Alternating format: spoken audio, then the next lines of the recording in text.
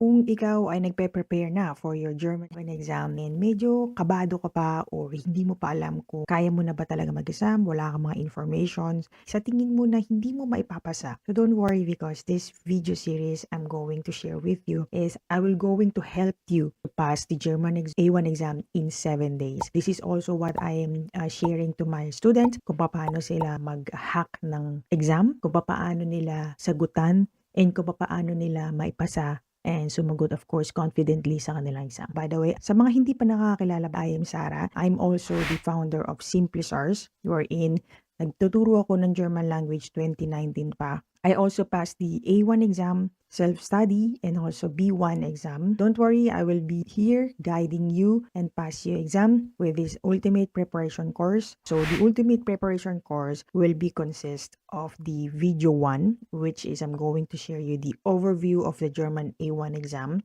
what they are the important things that you have to know. Hindi lang yung alam mo yung part ng exam. Alam mo din kung ano yung pinaka-purpose niya, alam mo din kung saan ka mag-exam, kailan ka mag-exam, and so on and so forth. So that will be the video number 1. The video number 2 is to answer the listening test. I'm going to give you tips na mga binibigay ko sa mga students ko, and I'm also going to be there for you. I-demo ko sa inyo kung paano kayo magsasagot parts by part. And the video number 3 is going to be, of course, answering the reading tests. Okay? So with the demo and the tips also, mas maganda kung meron kang guide talaga na nagsasagot. The video number 4 going to be answering, of course, the writing or the schreiben, wherein maraming namumblema dito. Para sa kanila is pinakamahirap na part, and marami akong nakita sa mga group na bumagsak sila dito sa schreiben or sa writing part. So don't worry, I'm going to demo that and give you some tips para mapasa mo at makakuha ka ng mataas na grades. And the video number 5 will be how to answer in speaking test, okay, or the expression test. So dito naman is kapag hindi ka confident, okay, mahihirapan ka or wala ka masyadong alam kung ano yung nasa loob ng inyong speaking room, so mas mahihirapan ka at kakabahan ka. So we're going to discuss and talk about this with the hacks and strategies, okay? In the video number 6, we're going to give you, of course, some tips outside the parts of the exam. The things to remember in exam, bago ka mag-exam a day before or a few days before. And of course, I will also give you some schreiben letter example para na sa ganoon makapag-prepare ka yung mga templates. Okay?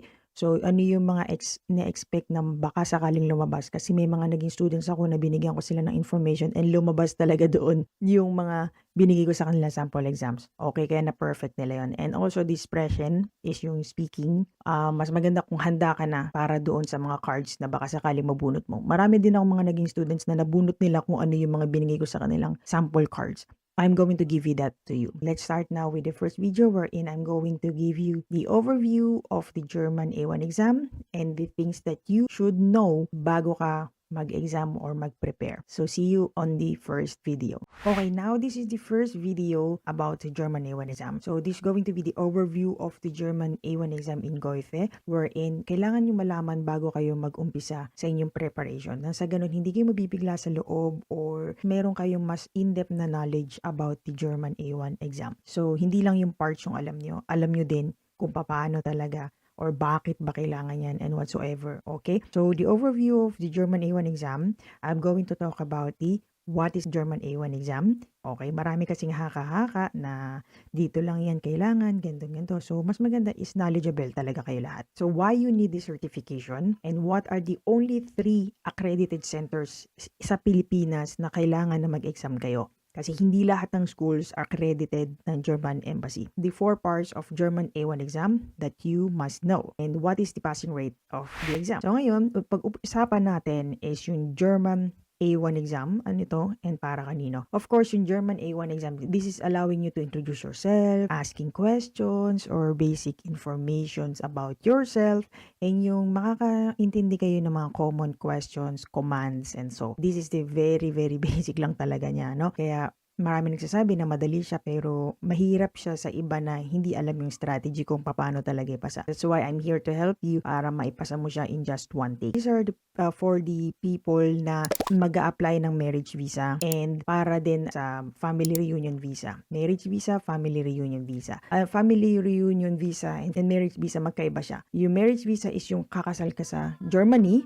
And then yung family reunion visa, ito naman yung kukunin mo yung asawa mo or ikaw ay kasal na sa Pilipinas, sa German, kukunin ka niya papunta ng Germany. So the German course completion is not accepted kung nag-enroll kayo sa isang school. For example, nag-aral kayo sa Goethe, student kayo ng Goethe, pero hindi naman kayo kumuha ng exam, hindi yun accepted. Kung sino man na school na mag-i-issue sa inyo ng course certification or kung may mga online tutors na magbibigay ng certificate sa inyo, hindi yun accepted. I told you, 3 lang yung accredited na school na pwede nyo kuha ng exam. That is accredited by the German Embassy. This is the Goethe Institute, TELC Center Accredited, and USD. So yung Goethe is the pinaka-popular na kuha na ng exam, wherein sa Makati yung pinaka-main nila. And then, nagkaroon na rin sila ngayon ng branches or partners sa Cebu and Davao, I think. Dati kasi noong 2017, lumilipad pa pupunta ng Makati yung mga kasabayan namin nag-exam. Yung mga students ko din lumilipad pa sa Makati para lang makapag-exam. Pero ngayon, meron na silang mga partner centers and pinalawak pa nila into TELC and USD. So, sila lang kailangan ang nag-i-issue.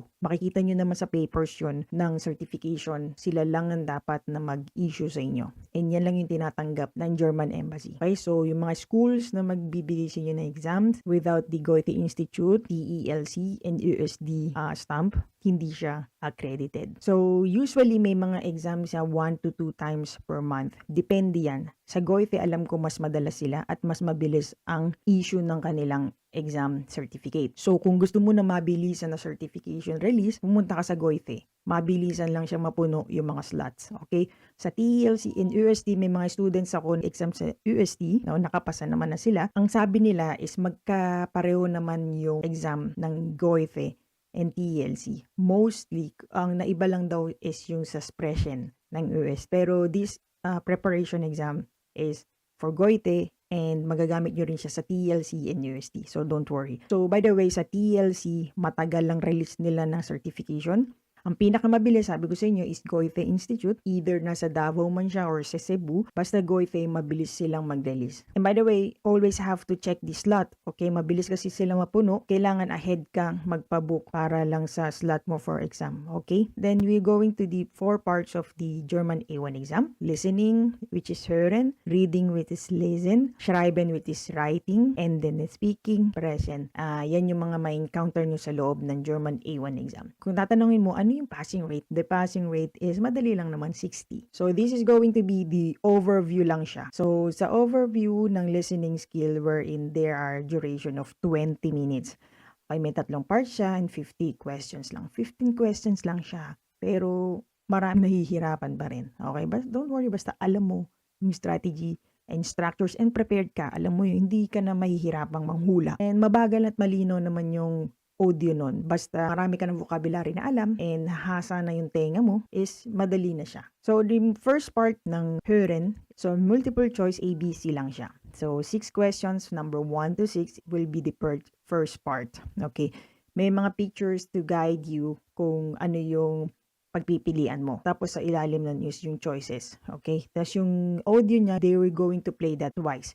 Nga pala pag nagsimula na yung hören nyo, hindi na nila i-stop yan. Kahit na gusto mo mag-CR, hindi nila i-stop. Dire-diretso yan hanggang sa 15 questions. Huwag kang mag-expect na i-stop nila yan whatsoever. Para lang sa'yo. Okay, sa part 2 is yung true or false. This is going to be the most crucial part kasi isang beses lang siyang i-play. And may 4 questions lang naman. Audio played only once. And usually mga announcement sa train stations, sa supermarket, mga ganon. And the part 3 will be the multiple choice again. Always naman multiple choice yan. And 5 questions na siya. This is going to be like a voicemail style and you're going to play that 2 times. Mamaya i-demo ko sa inyo, kopyahin niyo yung style kung paano magsagot para nang sa ganun hindi kayo masyadong mahirapan. Now we're going to the overview of the reading test. Right after ng listening nyo, they will start listen exam. This will be 25 minutes. Recommended yan na 25 minutes.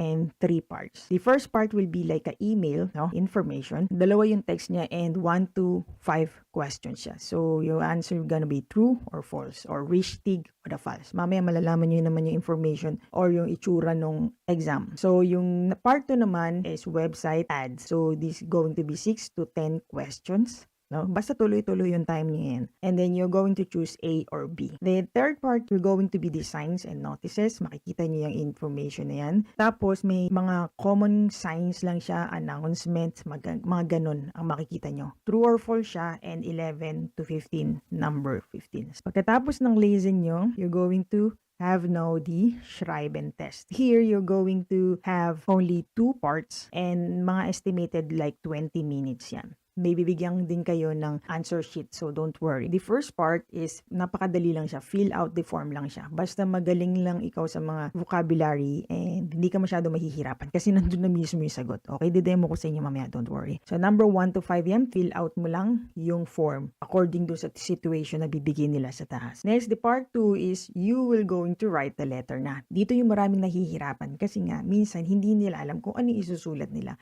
Wherein, meron naman talagang strategy dyan kung paano kayo gawa ng inyong sentence, okay? Or letter. So, number 6 to 15 yan, estimated na yun yung magiging points mo. A letter or email ang ibibigay sa'yo na situation, depende yan. Formal or informal, depende. Kaya ikaw ang mag-a-assess niyan. So, this letter must be 30 words. Under 30 words, may penalty deduction to make sure na mas mataas sa 30 yung magiging words mo. So now, the last one. So speaking part na tayo, wherein around 15 minutes lang tong expression na to, okay? Bali magiging 4 kayo sa loob ng isang room. Papapasukin kayo doon and yung makikita nyo yung kung sino yung mga partner nyo doon sa labas ng pintuan. I think ipopost nila yon sa wall na kung kailan kayo papasok doon sa inyong speaking room, okay? Meron yan dalawang teacher ng Goethe or minsan German sila or minsan is naging teacher no or professor na German language wherein sila yung magbibigay sa inyo ng grade, okay? Sila din yung mag-i-interview sa inyo and magbibigay ng mga questions. So, part 1 is introduce yourself. Very basic to. Itong pinakamadali kasi kaya nyo siya kagad i-perfect. Okay, so may templates naman yan. Bibigyan kayo ng card doon. Don't worry, no? I-demo ko naman siya sa inyo kaya hindi nyo na kailangan mahirapan talaga. Okay, nandito na talaga sa course na to. Sa inyo na to. Okay, papasan nyo na lang at susundin nyo na lang talaga. Okay, so use the prompt sheet. I'm going to give you some prompt sheet. Okay, and wherein kabisaduhin nyo siya, fill out nyo lang yung information nyo and then yun na mismo yung sasabihin nyo.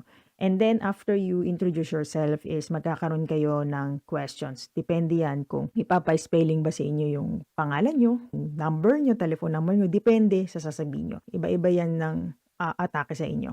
Okay? Part 2 is answering questions. So, dito naman sa part 2 and 3 is bibigyan kayo ng card. Okay? 2 beses iikot yung answer and question card. Pero sa part 2 is this is the V-Frage, what I call this V-Frage. Is kung, of course, nakapag-aral na kayo ng German course, alam mo na yan na yung mga V, was, warum, van, mga ganyan. Yun yung mga V-Frage na gagamitin nyo sa part 2. Okay, so iikot yan, no? Kung ano yung mabunot nyo, dapat makapag-construct kayo ng questions. And then kung ikaw naman yung tinanong nung katabi mo, kailangan mo sumagot. Okay, so 3 points per round. Okay, so 2 points para yan sa questions kung ikaw nakapag-construct ng kompleto and maayos and correct questions, you will get 2 points. Pero pag yung sumagot kayo is 1 point. Part 3 naman, you're going to construct a sentence with a request or command. Okay, so magkaiba siya dun sa part 2 and part 1, okay? Sa part 2, nagko-questions kayo, no, where, what, how, mga ganon. No? Dito sa part 2 naman, nagre-request kayo. Can you please give me a glass of water? Mga ganyan. So, basic kasi kailangan mo malaman yun. Iikot ulit yan 2 times. The pointing system is also 2 points if you ask a command and if you answer is 1 point. So, dito marami nahihirapan kasi minsan may mental block sila. But don't worry, I'm gonna give you some advices on how you will boost your confidence para nang sa ganun maging ready ka. So, now, we are going to the next video wherein this is the actual demo and tip or presentation ng listening skill. Yun yung pinakauna mo makukuha ang exam. And I hope to see you there.